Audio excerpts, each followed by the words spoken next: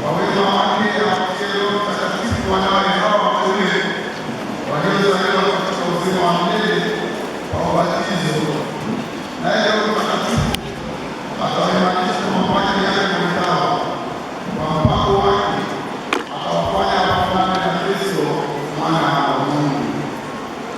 Sasa mimi napata kuelewesha ndugu yetu juu yenu wanaimani mchezo wa imani kutoka katika mkono kumwomba Roho Mtakatifu awashikie.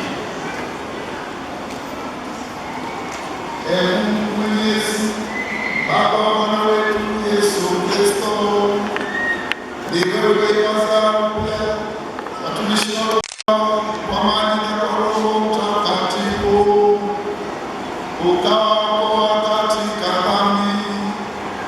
Basi Bwana, watie Roho Mtakatifu fariji, uwape kwa hekima na akili, Roho wa shauri na nguvu, Roho wa elimu na ibada, wajaze Roho wa uchaji wako.